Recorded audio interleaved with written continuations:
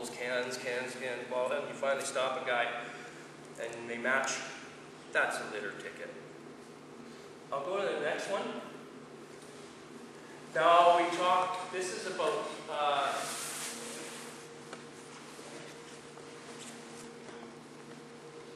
Section 6.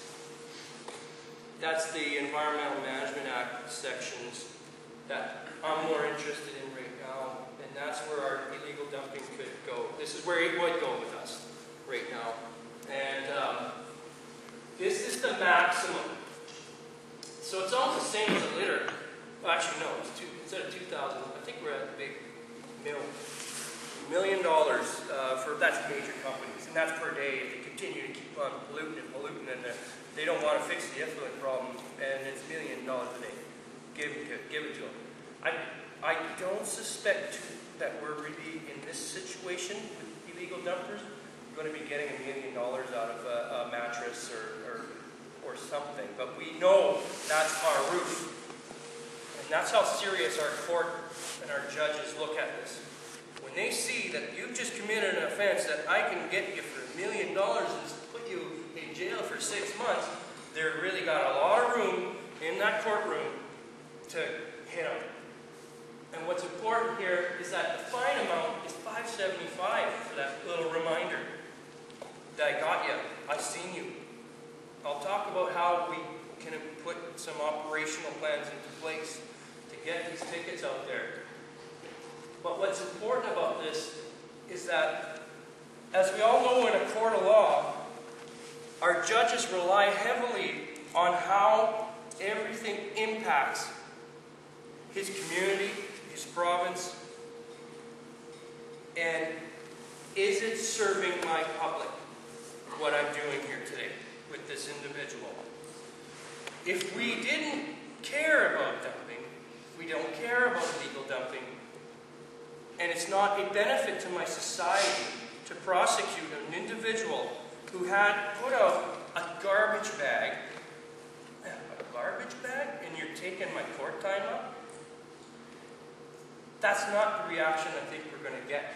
And that's what this meeting's all about. So if we storm up and the education level starts to rise, and everybody we know knows it's bad, it's out there, and people that are involved in politics, people that have some push at that level, the importance of it, and then our prosecutors are willing to take these cases because they know that what they're going to do here for that garbage bag is going to benefit the society we work in.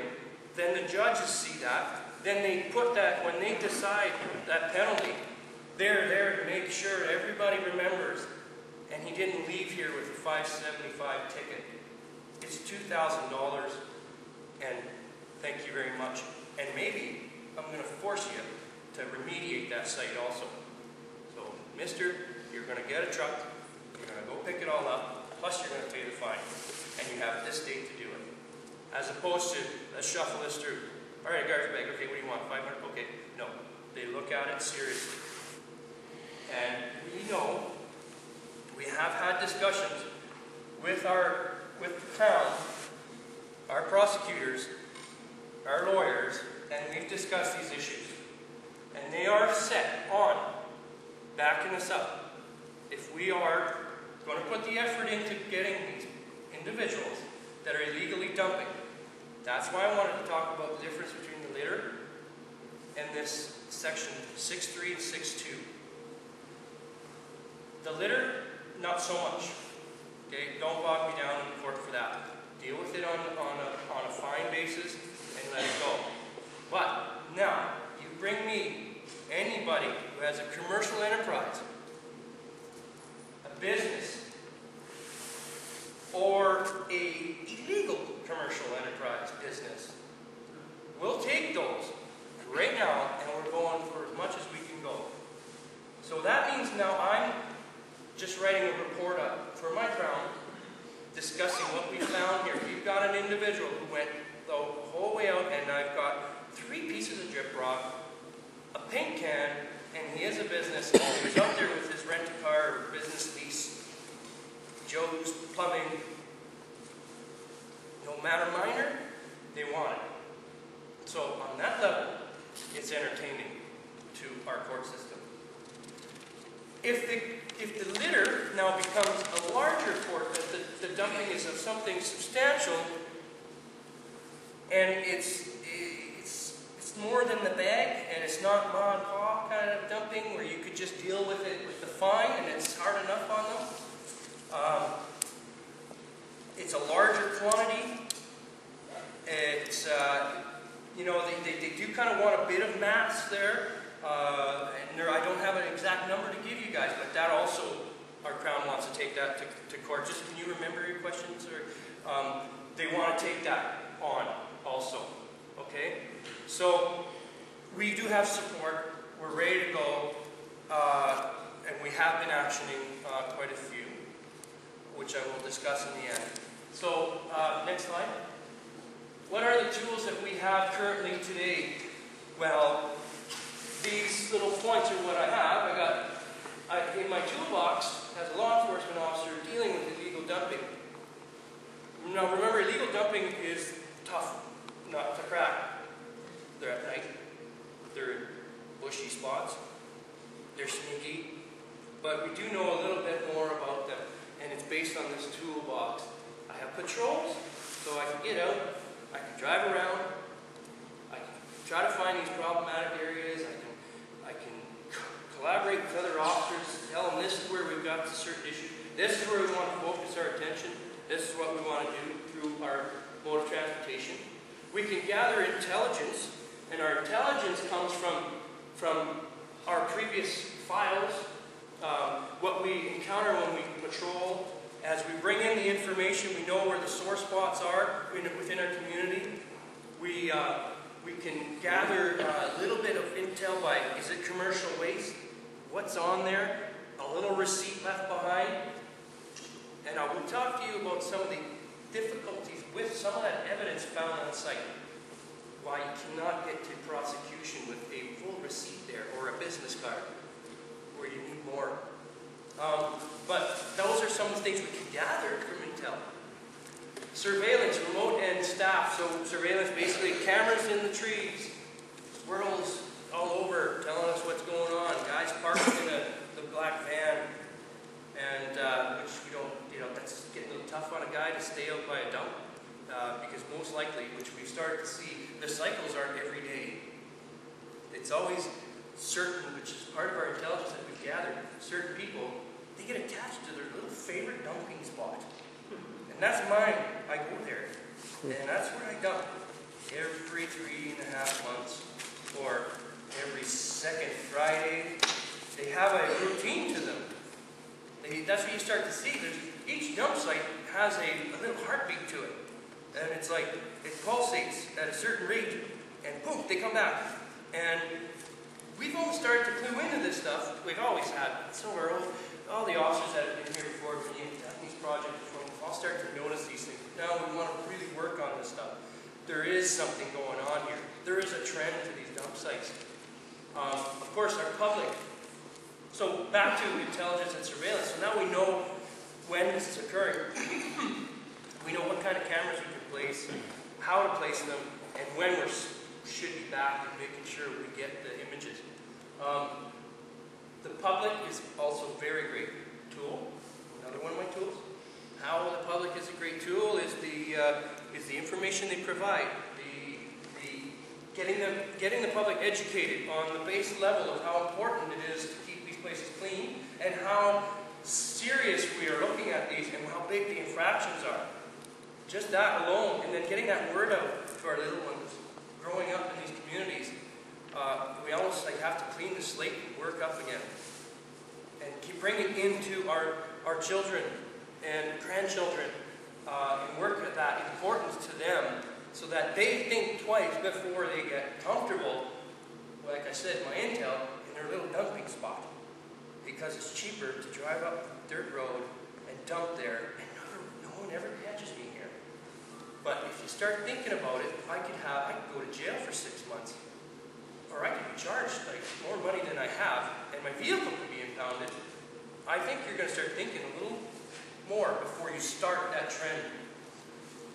The statistics, that comes back and rolls up from all kinds of information, statistics that we can grab from our own databases on previous files, and also from what the public has been forwarding to our systems.